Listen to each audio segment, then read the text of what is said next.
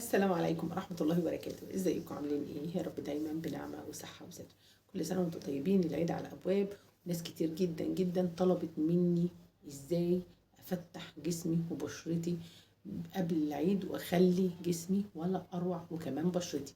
النهارده هقولك ازاي هنفتح جسمنا وبشرتنا تفتيح فوري ووقتي في نفس اللحظة بالاكسجين من الصيدلية. طبعا الفيديو ده انا اتكلمت فيه مرة قبل كده وقلت الكلام ده، وقلت ان اخواننا الخلايجة بيستخدموا الاكسجين او الاكسدانت لتفتيح الجسم تفتيح وقتي. بس اهم حاجة تكوني حذرة جدا، لان الموضوع ممكن يعني لا قدر الله يقلب بحاجة مش احلى حاجة او يعمل التهابات.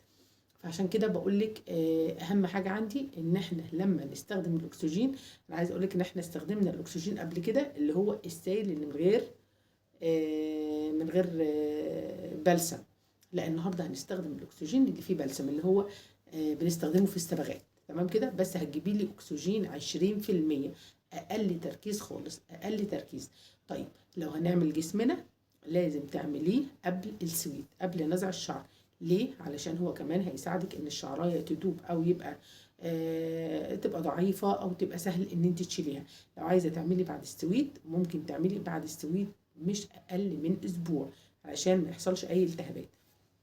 هتروحي عند مستلزمات الكوافيرات او سناتر التجميل وتقولي لها انا عايزه علبه اكسجين، اي براند اكسجين 20%، 20%. وهتجيبي معاها علبه البودر بتاعتها اللي انت لما بتروحي الكوافير بيخلطوهم لك على بعض ويفتحوا شعرك بيهم. تمام كده؟ هتحطيهم على بعض، لكل معلقه اكسجين معلقتين بودره، سوري العكس، لكل معلقه بودر معلقتين اكسجين. تمام كده؟ لو انت حاسه ان جسمك حساس وممكن يتحسس، ممكن تاخدي كوبايه ميه معاهم. تمام كده؟ وممكن كمان تحطي معلقه حمام كريم. تمام؟ وتقلبي كويس جدا جدا، وتاخدي الفرشه بتاعتك اللي هي بتصبغي بيها شعرك برضو، وتعملي تيست كده على ايدك. هتشوفي انت مجرد ما تحطيه على ايديكي هيبتدي ينشف كده ويعمل فقاقيع فقاقيع. وبعد كده تعملي بطرف الفرشه او المشط كده، هتشوفي جسمك ابيض ولا لا. ده بياض فوري من اول استخدام. بالنسبة للأماكن اللي هي الأندر آرمز والبكيني، ممكن تكون المكان نظيف بس برضو مش منزوع الشعر. ليه؟ لأن لو منزوع الشعر ساعات بيحصل التهابات. فممكن إن انت تحطي الوصفة دي، هتلاقي كل الشعر بقى لونه أبيض. تشوفي لما انت بتروحي تفتحي شعرك عند السنتر علشان تعملي لون جديد في شعرك، فبتلاقي هو بيعمل لك سحب لون فبيبيض لك الشعر، بيبقى زيه كده بالظبط. فبعد لو عملتي سويت بعدها بيوم ولا حاجه بيبقى الموضوع تحفه، تحفه بجد حرفيا. اولا الشعرايه بتبقى مجهده جدا جدا وتعبانه، بتشيليها بمنتهى السهوله، بتلاقي جسمك ابيض زي القشطه، حرفيا زي القشطه. عايزه اقول لك ان الموضوع بيستغرق معاكي من مثلا 5 دقايق 7 دقايق ماكسيموم 10 دقايق، وانتي في التويليت تحت الميه. مجرد ما تعملي مكان تشطفيه. وفي ناس لو انتي لاختك تعمل لك او انتي تعملي لاختك، بتوزعي على الجسم كله وبايديكي بالراحه، كانك بالراحه بخفه كده، مش عايزه ليفه ولا عايزه اي حاجه. توزعي كل ده على جسمك، وبعدين تكوني لما شعرك في بنيه بلاستيك علشان لو طال الشعر بيفتحه. وتلمي شعرك كويس وتاخدي من اول رقبتك هنا لحد رجليكي تحت. اقسم بالله قشطه، قشطه. هتشطفي، هتشوفي اللي نازل من جسمك، هتلاقي الدنيا زي الفل. عايزه اقول لك ان في ناس بتعمل ده بالحنه. الناس الخمري او الناس السمراء ممكن بتاخد على الباودر والاكسدانت او الاكسجين، بتاخد معلقتين 3 حنه. وعايزه اقول لك ان في ناس بتستخدم الاكسجين فقط لا غير وبتخففه بميه. في استخدامات كتير جدا يا جماعه. انا مش بقول قران، انت دكتوره نفسك. هتعملي العجين زي ما بقول لك كده، هو ماكسيموم ليه معلقه الاكسجين عليها نص معلقه بودر. يعني معلقه البودر عليها معلقتين اكسجين، معلقه البودر عليها معلقتين اكسجين. تقلبي كويس جدا وتدمجي لحد ما يبقى سموزي وناعم جدا جدا. تعملي تيست على ايديكي كده. عايزه اقول لك ان انت لو عملتي تيست على ايديكي بس بتلاقي ايدك بقت قشطه.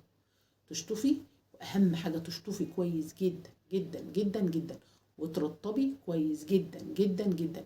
يا سلام لو ترطبي بحاجه فيها فازلين وجريسلين. ممكن تعملي فازلين في حمام ميه وتحطي عليه مثلا اي زيت اطفال، اي زيت اطفال، وعليه معلقتين جريسلين، وربي تحفه. وخصوصا ان احنا في الصيف ويبقى سهل جدا انك تلبسي حاجه خفيفه وفضفاضه وواسعه وقطن ولونها فاتح. تمام كده؟ بالنسبة للوش بقى يا ست البنات، الموضوع بيبقى محتاج حرص شوية. ليه؟ لأن انت ممكن تجيبي حاجة اسمها جيلي ايفا من الصيدلية، الأكسجين ده بيبقى أو البودر ده بيبقى خفيف شوية على البشرة. عايزة أقولك إن أنا والله لما كان عندنا السناتر والحمام المغربي كنت باخد بعمل وش العروسة معايا في الجسم، بخلي البنوتة تعمله معايا وبوزعه، بس أنا ببقى واقفة بمنتهى الحرص. هي فرشة كده على السوالف، ومن هنا بتاخدوا الخدود كده، وطبعا ما تجيش تحت العينين وحوالين الفم، لان الاكسدانت ممكن يغمق المناطق دي، فبتاخد السالف بس من هنا والخدود كده، فالدنيا بتبقى جميله جدا جدا جدا. عايزه اقول لك الموضوع حلو وسهل، وسهل جدا انك تعمليه او اختك تعملك او انت تعملي لاختك. وعايزه اقول لك ان انت ممكن تقفي تجيبي اندر وبرا يكونوا مثلا انت مستغنيه عنهم وتقفي بيهم، وبعد كده لما اختك تعملك او حاجه تبتدي انت توزعي لنفسك في الاماكن التانيه. حلو جدا جدا جدا جدا. بالنسبة للشعر اللي عايزة حمام الرز تقول لي. وبالنسبة لزيوت الإنبات والقاعدة الكريمية والزيوت الأورجانيك، أي حد عايز حاجة من دي يقول لي ويكتب لي في الكومنت، أو يتواصل معايا على التليفون. لو انتوا معايا على صفحة الفيسبوك هتلاقوا تليفوني على صفحة الفيسبوك. وعيد سعيد عليكم، وتابعي علشان هقولك كمان على حاجة اختراع لشد البشرة حلوة جدا جدا جدا بكرة إن شاء الله وبأمر الله. وجربي. عايزة القناة توصل لمليون، ولو سمحتي اعملي سبسكرايب وفعلي زر الجرس عشان توصلك الفيديوهات في وقتها. واعملي كمان سبسكرايب لقناة مع أماني منوعات وحاجات بنات، وأشوفكم على خير وكل سنة وانتم طيبين.